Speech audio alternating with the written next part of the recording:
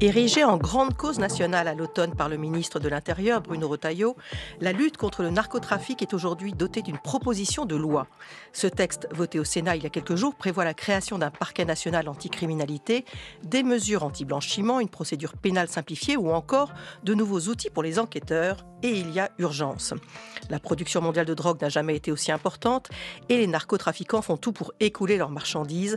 En France, le chiffre d'affaires du trafic de drogue représente entre 3 et 6 milliards d'euros par an. On en voit les conséquences sur la consommation. Depuis le début des années 2000, l'usage de tous les types de drogue dans notre pays a augmenté, parfois de manière exponentielle. Et si le cannabis reste de loin la substance la plus consommée, la cocaïne se retrouve au deuxième rang, suivi de l'ecstasy. Et l'on observe depuis 2010 une augmentation nette de l'usage de nouvelles drogues psychostimulantes et le détournement de médicaments à base d'opiacés. Mais que sont ces nouvelles drogues? Pourquoi une telle augmentation?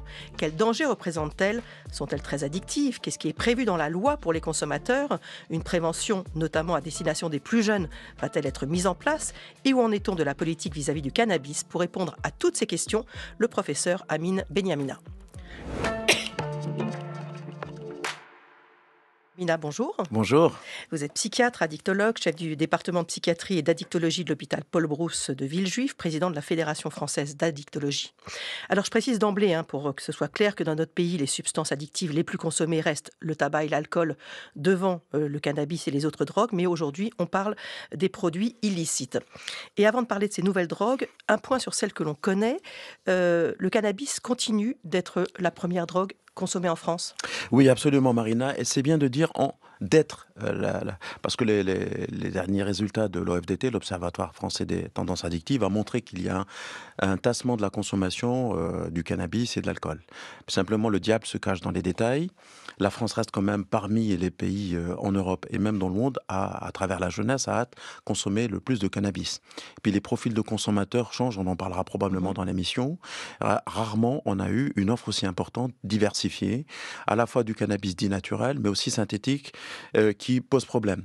Et on a aussi un phénomène qui est difficile à apprécier, mais qui est réel, puisqu'on le voit en clinique, c'est qu'on a affaire à des profils de polyconsommateurs, on a affaire aussi à des âges de consommateurs plus précoces. Et donc ça, c'est intéressant, important à intégrer pour à la fois les soigner et en même temps, puisque vous l'avez dit Marina, lutter contre ce phénomène qui est problématique.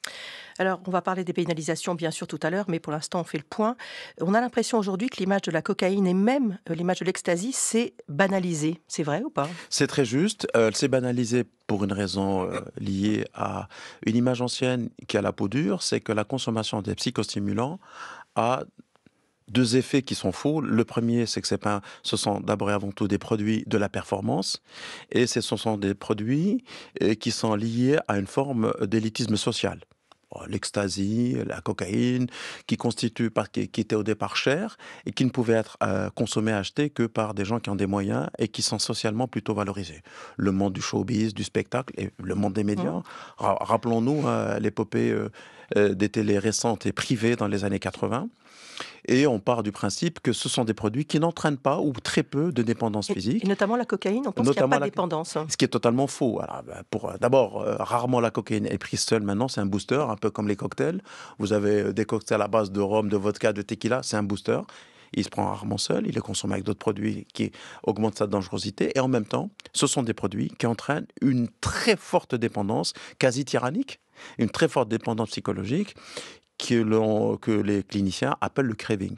Donc, c'est ce qui fait la drogue, en vérité. Ce n'est pas la dépendance physique, parce que la dépendance physique, quel que soit le produit, on en vient à bout au bout de quelques jours. Ce qui est terrible, ce qui rend les gens dépendants, et qui fait de cette pathologie une pathologie chronique, c'est l'envie de consommer ce qu'on appelle le craving. Et là, ce sont des produits qui sont extrêmement puissants là-dessus. Alors à ces drogues classiques se sont ajoutés depuis une dizaine d'années, je le disais, de nouveaux produits, des substances qui imitent les effets de drogues plus identifiés comme le cannabis, le LSD, la cocaïne, l'ecstasy, les amphétamines. Elles sont majoritairement vendues sur Internet avec des noms très enchanteurs, sel de bain, cocaïne rose, ice, PTC pour pète ton crâne, qui concerne beaucoup les plus jeunes. Et un chiffre, depuis 2015, l'Observatoire européen des drogues et des toxicomanies détecte 400 nouveaux produits chaque année. Et ce qui est étonnant, c'est qu'ils contournent la législation sur les stupéfiants. Comment c'est possible ? Le gros enjeu actuellement pour lutter contre la problématique des drogues, c'est les drogues de synthèse, pour une raison toute simple. Elles miment les drogues naturelles avec un pouvoir addictogène qui est extrêmement élevé, elles sont extrêmement puissantes, et puis elles sont vendues, elles sont fabriquées dans des laboratoires loin de la France. Bon, les plus proches, ce sont les Hollandais, mais la plupart du temps, c'est au niveau de l'Asie. Elles arrivent avec des noms particuliers.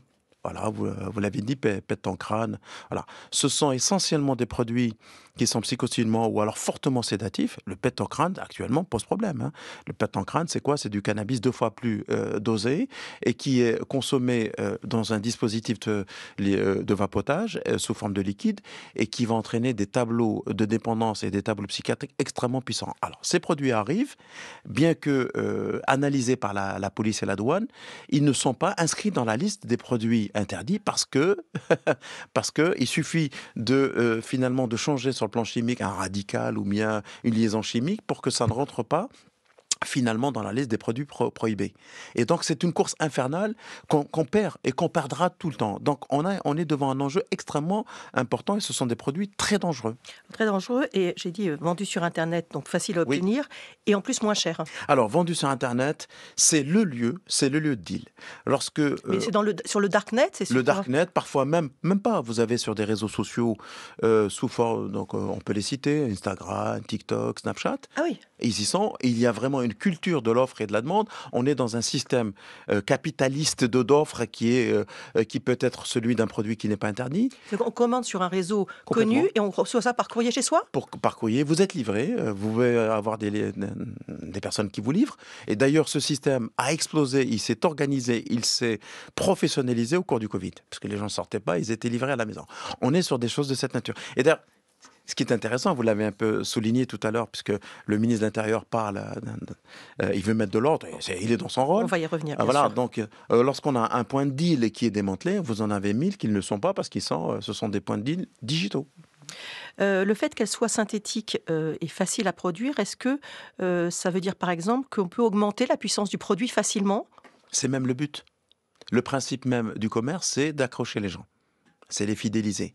On peut les fidéliser par le prix, c'est le cas, parce qu'il y a une vraie concurrence, mais on les fidélise aussi par les effets et par, hélas, la dépendance. Lorsque vous avez des produits qui sont fortement addictogènes, vous avez affaire à une population qui est captive, biologiquement captive. C'est le cas.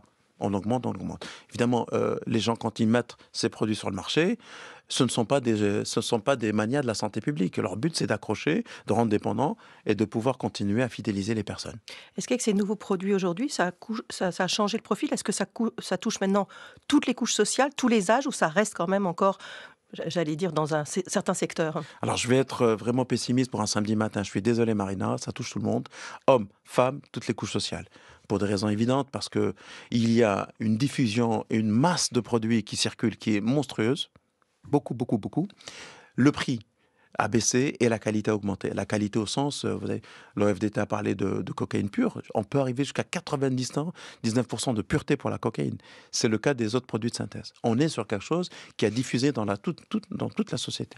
Et en dehors du cannabis, dont on sait qu'on est des grands consommateurs, nos voisins européens ont les mêmes problèmes de consommation, de hausse des produits de synthèse? Pareil, on a quand même des ports en Europe qui sont la porte d'entrée et la porte de livraison finalement de ces produits qui viennent d'Amérique latine la plupart du temps. Et puis la France, elle peut recevoir aussi des produits qui arrivent par l'Afrique et qui remontent, notamment les opiacés. On a la même diffusion, les mêmes problèmes. Je vous rappelle qu'il y a 2 jours, on a eu quand même une scène totalement folle avec des dealers ou bien avec des kalachnikovs en plein centre de Bruxelles. On a affaire à un problème de cette nature. En revanche, en France, on a les mesures, dans les autres pays, on a pris des mesures différentes et audacieuses qu'en France, on n'a pas encore décidé de faire. On va en parler de ça.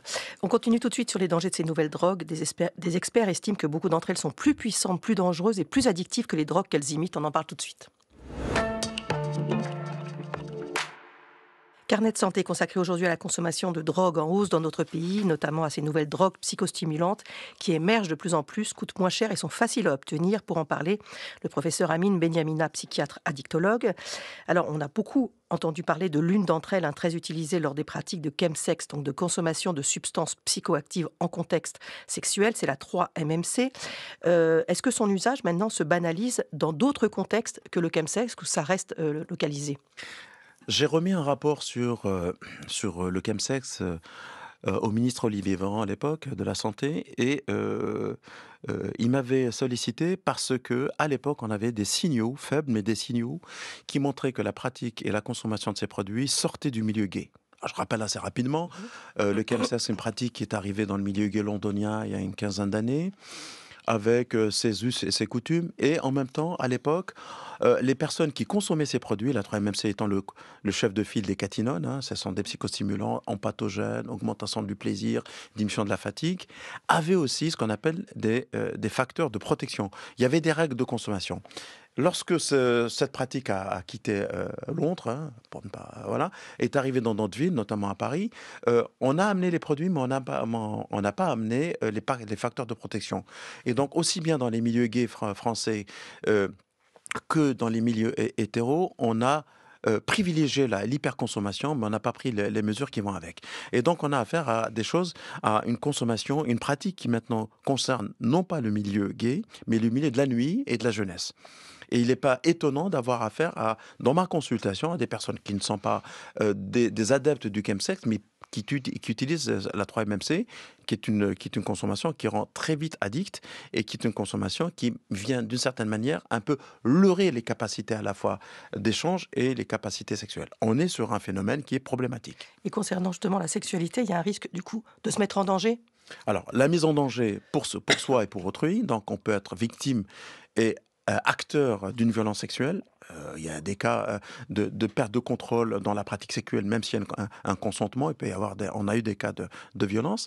Et pour le coup, on peut prendre des risques, notamment sur les risques, sur l'échange de seringues, sur les problématiques de contamination qu'on avait banni et qu'on a vu disparaître il y a une vingtaine d'années. Donc il y a un retour des risques de contamination, notamment sur les maladies type hépatite ou bien HIV. On a parlé de la 3-MMC. On l'a dit, il y a des centaines de drogues de synthèse et nos produits qui arrivent sans cesse. Est-ce qu'on constate autant d'overdoses, d'addictions qu'avec les produits initiaux ou pas? On peut en trouver. On n'a pas explosé le risque, il faut dire les choses qu'il en est. Ce qu'il faut avoir en tête, c'est que les overdoses, si on est stricto sensu dans la définition, ça concerne les opiacés. Et là-dessus, attention, la France reste malgré tout protégée par rapport à l'épidémie d'overdose en Amérique du Nord. Canada, États-Unis, on est à plus de 400 000 personnes qui ont perdu la vie parce que on a un système qui fait qu'il n'y a pas cette couverture sociale, il n'y a pas cette information que l'on a en France, notamment à travers des produits extrêmement dosés comme le fentanyl, l'oxycodone. L'actualité, évidemment. Ça, c'est pas arrivé chez nous? Non. Alors, on a quand même doublé les overdoses. Mhm. Parce qu'on ne peut pas se prémunir de manière vertigineuse contre les effets qui viennent d'ailleurs. Nous, on a un problème, par exemple, avec le tramadol, qui est un médicament à base d'opiacés, qui est prescrit sans véritable connaissance parfois par un certain nombre de nos collègues, qui méritent évidemment pour lesquels il est utile d'avoir une information, qui est assez rapidement détournée finalement, malgré la bonne foi des personnes qui les consomment, parce qu'il y a dans ce produit, et c'est important, je le dis vraiment pour que les auditeurs le comprennent, il y a un effet antalgique, antidouleur, mais surtout, il y a un effet un peu antidépresseur qui fait qu'on s'accroche assez vite à ce produit, parce il rappelle un peu l'effet sérotoninergique des antidépresseurs. On a un problème avec le tramadol, c'est une réalité. On a aussi une autre molécule, le Lyrica, qui est une molécule qui agit notamment sur les douleurs neuropathiques. Complètement. Et qui est détournée aussi. Alors, c'est un produit qui a une histoire intéressante parce que c'est un produit qui n'était pas détourné en France, qui est arrivé avec les populations qui viennent des pays du Maghreb et du Golfe Persique, où il était détourné. Alors, quand on voit cette molécule, sur le plan chimique, on se demande comment se fait-il qu'elle peut avoir un effet de dépendance. Mais assez rapidement, par un effet indirect, ça devient un produit addictogène. Et il faut l'avoir en tête, ce produit est souvent mélangé à d'autres produits, notamment les benzodiazépines et l'alcool. Et d'ailleurs, lorsqu'il est mélangé à de l'alcool, notamment lié à des populations immigrées sans papier, qui n'ont pas souvent la possibilité de se soigner tranquillement sur ce produit, ils appellent ça le missile, c'est lourd. Et donc ça a un effet décuplé lorsque vous le mélangez à l'alcool. Et donc on a un effet prégabaline, Lyrica, qui est réel. Alors Lyrica étant le produit, le nom commercial, la prégabaline est la DCI. Que faire face à ces nouvelles drogues, cette hausse de consommation et ces nouveaux consommateurs? Alors, on l'a dit, il y a un projet de loi pour lutter contre le narcotrafic qui a été proposé. Et dans le même temps, l'ancien ministre de la Justice, Didier Migaud, disait vouloir créer un électrochoc sur le sujet, viser les consommateurs notamment. Je le cite, il faut une action sur les consommateurs sans qui il n'y a pas de trafic de stupéfiants, donc de réseau, donc de criminalité organisée. Il poursuit, on le sait, il y a des amendes, il faut qu'elles soient davantage prononcées, systématiquement recouvrées. Qu'en pensez-vous? C'est ça la solution? Je crois pas. À mon avis, une politique drogue doit marcher sur ses deux jambes. D'abord, évidemment, les ministres de la Justice et de l'Intérieur, ils sont dans leur rôle, mais ils doivent rester dans leur rôle. Je veux dire, les consommateurs, ce ne sont pas des délinquants, Si, ils sont délinquants quand ils consomment des produits interdits, on est bien d'accord. Lorsque c'est un phénomène qui touche autant la société, qu'il diffuse autant, qu'il infiltre autant la société, la première des choses à faire, c'est une information. Et on n'a pas d'information. La prévention passe par l'information des effets des produits. Euh, C'est ce que vous appelez les pouvoirs publics à s'emparer du problème avec une politique globale, Complètement, une justement, politique globale, avec information, prévention. information, prévention. C'est extrêmement important. Si on ne prévient pas les gens, je pense que les gens parfois... Vous savez que moi j'ai des jeunes dans ma consultation qui ignorent que le cannabis est un produit interdit. Certains disent, bon, je prends des extasies, mais bon, c'est pas une vraie drogue, ça me stimule. Je pense qu'il est très important d'informer. On gagnera par contingence. Et par contingent. On a un Delta qui va commencer à s'informer, qui va dire, bon, je ne veux pas participer sur le plan éthique à ce qui se passe, d'autres un peu moins. Et puis quand on arrive dans le culot des gens malades, on les soigne. Et puis les délinquants, eh bien, ils répondront, et les trafiquants répondront au dispositif qui est mis en place. Je pense que la culpabilisation, j'ai entendu ça hier ou avant-hier, Oui, ça a effectivement, ses limites. Bruno Retailleau donc, qui a présenté cette semaine une campagne visant Oui. les consommateurs de drogue. Prendre un joint, c'est avoir du sang sur les mains. C'est une campagne de culpabilisation. Évidemment, on essaie de faire On une parlera campagne bien sûr des pénalisations, mais c'est un message qui veut dire effectivement ce que veut faire la politique gouvernementale. Pardonnez-moi de vous dire que les Français n'aiment pas ça. Le Français est plutôt retors, quelque part. Quand on veut le culpabiliser, il entend infantiliser. Voilà, donc dans ces conditions, on va avoir une forme de défiance. La loi doit passer. La violence doit cesser. Mais comment y arriver? Je pense qu'on y arrive lorsqu'on marche de manière claire sur l'ensemble des couloirs que nous offre cet enjeu mondial. Et la France n'est pas un pays isolé. Je vous Mais rappelle là, que... le ministère de la Santé est impliqué dans cette loi ou Eh pas? ben, je l'espère. Moi, je l'attends. Moi, je Parce tends la main on n'a au pas vu de ministre. volet pour l'instant Oui, en santé. je tends la main à la santé, au ministre de la Santé, en tant que président de la Fédération française d'addictologie, pour travailler ensemble sur une politique de prévention, sur une offre, sur une vraie information. Il faut arrêter de penser que parce que les produits sont interdits, on n'a rien à dire. Autant dire, et quand les produits ne sont pas interdits, on est suffisamment au-dessous de l'enjeu. Je parle de l'alcool, avec 42 000 morts. Je pense qu'on est au-dessous de l'enjeu de morbidité liée à l'alcool. On fait beaucoup sur le tabac, et tant mieux, 78 000 morts. Quid des autres produits? On a un phénomène qui est croissant, sur lequel on n'est pas au rendez-vous. Il faut vraiment qu'on se C'est pas la bouge. même culture, hein. C'est pas C'est la pas la même même culture, on est production d'accord? locale, hein. On est d'accord. Lorsqu'il n'y a pas de vin en France, il y a de la bière.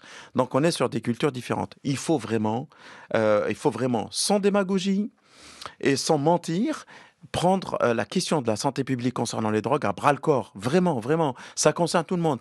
Il n'y a pas des coups à prendre. C'est pas un lobby qui doit dicter, hein. Et notamment, vous dites qu'il faut surtout informer sans jugement moral.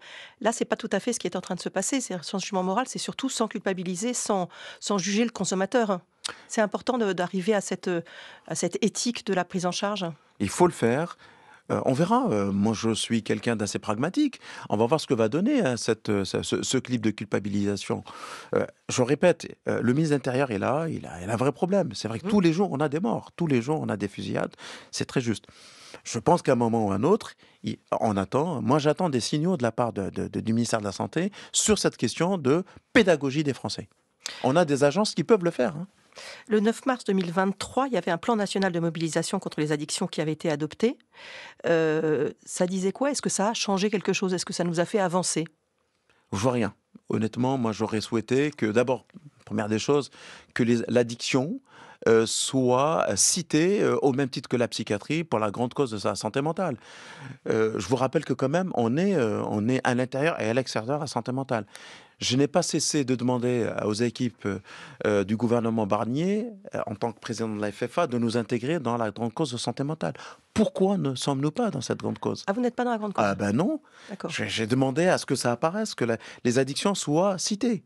Pourquoi on n'y est pas? Vous savez que quand même, lorsqu'on a une pathologie addictive, la comorbidité psychiatrique, ce n'est pas une exception, c'est une règle. C'est une règle. Je ne dis pas qu'il y a un lien direct sur le plan, comme on dit, éthiopathogénique, pour ne pas parler français, mais pourquoi on n'y est pas? Pourquoi on n'y est pas? Je pense que ça fait partie, ça nous dit ce rapport de déni que la société peut avoir vis-à-vis des problèmes d'addiction. On a tous quelqu'un autour de nous qui a un problème d'alcool ou bien de drogue. Tous, tous, tous. Si c'est pas la famille, c'est un ami. Si c'est pas un ami, c'est un proche ou un voisin. Mais on est sur un déni généralisé où très clairement, entre l'observation et la mise en place, il y a un raft, il y a un clivage, voilà, il y a un trou. Alors c'est vrai que vous ne cessez d'alerter les pouvoirs publics sans que grand-chose n'avance. Est-ce qu'il y a pour expliquer cela notamment des questions qui dérangent, l'une d'entre elles étant celle de la dépénalisation de l'usage des drogues? On en parle tout de suite. France Culture, carnet de santé. Marina Carrère-Dancos. Carnet de santé consacré aujourd'hui aux drogues illicites et aux solutions pour faire face à la production qui flambe, à la consommation en hausse et aux nouvelles drogues sans cesse produites. Avec nous, le professeur Amine Benyamina, psychiatre, addictologue, président de la Fédération française d'addictologie. Une émission préparée par Anne-Claire Bazin avec Thomas Jost à la réalisation, Ludovic Auger à la technique, Félix Delacour à la vidéo. Alors je le disais, la question de la dépénalisation du cannabis récréatif est toujours aussi sensible dans notre pays. Elle divise les médecins, les autorités, la population. Il faut rappeler que la législation actuelle date de 70, que nous sommes un des pays les plus consommateurs d'Europe, et vous faites partie de ceux qui sont favorables à cette dépénalisation, justement comme outil de prévention. Expliquez-nous ça. Alors d'abord, un petit point historique. Le cannabis a été introduit comme un produit interdit par la loi 70 sur une pression de la part des lobbies américains du commerce. Ça, c'est important, on l'oublie. Et la nocivité du cannabis a été assimilée à celle de l'héroïne à l'époque. Rappelez-vous, les années 70, c'était la mort d'une jeune fille de 15 ans dans une boîte de nuit et qui a lancé finalement l'addictologie avec le professeur Claude Olivenstein qui a ouvert le premier centre à Marmottan. Voilà l'histoire de la France. Et depuis, on reproduit de manière, cette évocation de manière répétitive, l'interdiction de la consommation du cannabis. Je peux comprendre, il n'y a pas de difficulté là-dessus. Les jeunes des années 70 ne sont pas les jeunes de 2025. Il y a une observation sociologique qui mérite d'être rappelée. Qu'est-ce qui se passe? Dans le monde, on a vu que le cannabis a inondé la planète. Des pays ont dit, puisqu'on n'arrive pas à contrôler l'émetteur, ce sont des pays qui produisent, et on va agir au prix du récepteur. Le récepteur, c'est celui qui consomme. On a des jeunes chez lesquels il est important de ne pas consommer le cannabis parce qu'on connaît la morbidité psychiatrique et cognitive, c'est-à-dire les problématiques scolaires, tout ça. Donc, on va interdire le cannabis au-delà de 22-23 ans. 18, 19, 20, 22, 23, pourquoi? Parce qu'il y a une maturation du cerveau qui va au-delà.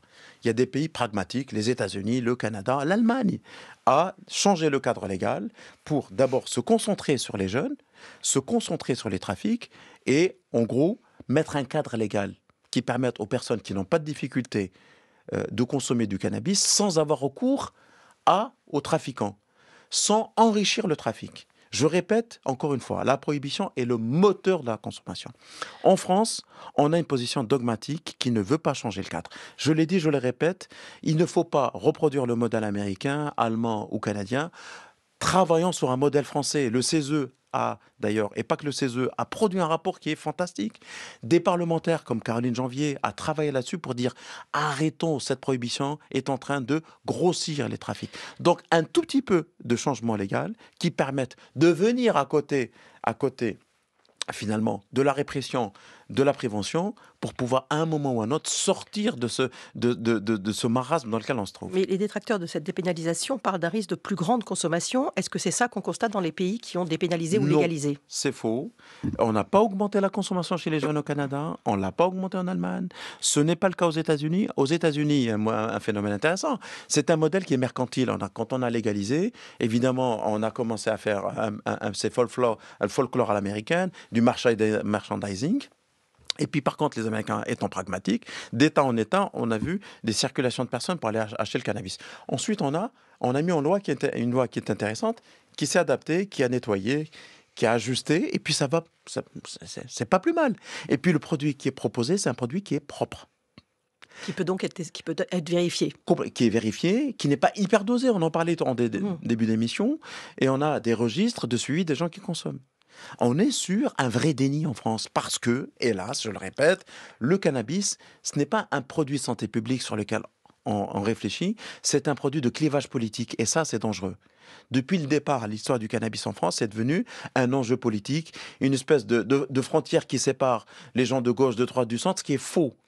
Ce qui est faux. Autre argument quand même, légaliser pour les détracteurs, c'est envoyer un message d'innocuité et comme on sait, disent les détracteurs, que consommer du cannabis, c'est le premier pas vers la consommation de produits plus dangereux. C'est effectivement ce message d'innocuité qui est dangereux. Alors, je vais répondre tout simplement.